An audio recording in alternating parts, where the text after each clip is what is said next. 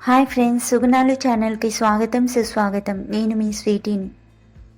పూరీ దేవాలయం భారతదేశంలోని ఒడిశా రాష్ట్రంలో బంగాళాఖాత సముద్ర తీరంలో ఉంది. ఇది చార్ ధామ్ యాత్రలో ఒకటి. ద్వారకా, బద్రీనాథ్, రామేశ్వరం మరియు పూరీ జగన్నాథం.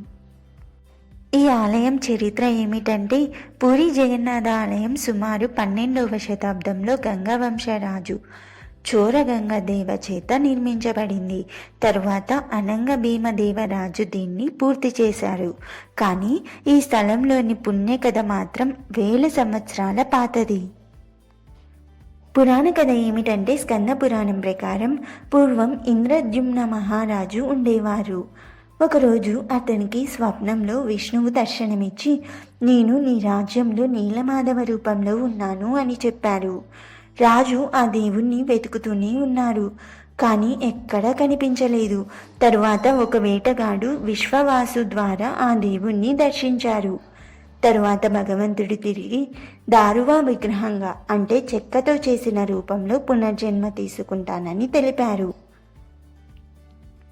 ఒకరోజు సముద్ర తీరంలో మాయాదారువు తేలివచ్చి దానిని విష్ణువు స్వయంగా జగన్నాథ, బాలభద్ర, సుభద్ర రూపాలలో చెక్కించుకున్నారని పురాణాలు చెబుతాయి. విగ్రహాల ప్రత్యేకత ఏమిటంటే, విగ్రహాలు రాతితో కాదు, చెక్కతో చేయబడినవి. ప్రతి 12-19 సంవత్సరాలకు ఒక్కసారి నవకలేబరం అనే పండుగలో పాత విగ్రహాలను భూమిలో పూడ్చి కొత్త దారువ విగ్రహాలను ప్రతిష్ఠిస్తారు. ఆ చెక్కను ఏంచడం, తీసుకురావడం, చెక్కడం మొత్తం రహస్యమైన వేద పద్ధతిలో జరిగే కార్యక్రమం. దేవాలయ నిర్మాణం ఎలా ఉందంటే, ప్రధాన గోపురం సుమారు 65 మీటర్లు, అంటే 214 అడుగుల ఎత్తు ఉంటుంది. ఆలయ సముదాయం 4 ప్రధాన భాగాలుగా ఉంటుంది.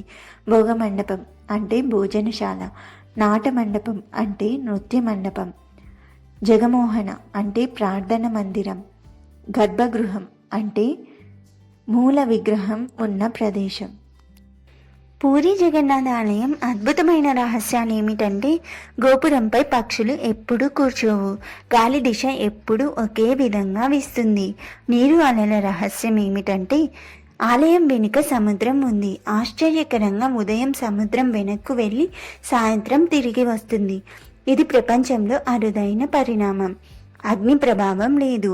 ఒకసారి పూరీలో భారీ అగ్ని ప్రమాదం జరిగినా ఆలయం మాత్రం దెబ్బతినలేదు. భక్తుల నమ్మకం ఏమిటంటే, భగవంతుడు స్వయంగా రక్షించాడని నమ్మకం. ప్రతిరోజు భోగం అద్భుతం.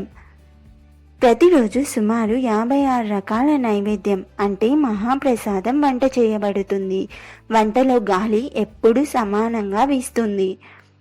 భోజనం ఎప్పుడు తక్కువగానో ఎక్కువగానో ఉండదు, ఎప్పుడు సరిపోతుంది. రథయాత్ర మహోత్సవం గురించి తెలుసుకుందాం.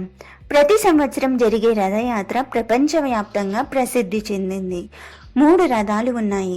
అవి ఏమిటంటే, జగన్నాథుడి నందికేశ, బాలభద్రుడి తాళధ్వజ, సుభద్రాదేవి యొక్క దర్పదలన. వేరు రథాలలో దేవుళ్ళు వీధుల్లోకి బయలుదేరుతారు. భక్తులు రథాలను లాగితే పాపం నశిస్తుందని, పుణ్యం లభిస్తుందని నమ్మకం. జగన్నాథుడి పెద్ద కళ్ళు ప్రపంచాన్ని కాపాడే దివ్య చక్షువులు. పూరీ జగన్నాథ స్వామి ఆలయం కేవలం ఒక దేవాలయం కాదు, అది విశ్వాసానికి చిహ్నం, అద్భుతానికి నిదర్శనం, భారతీయ ఆధ్యాత్మికతకు నాభిస్థానం.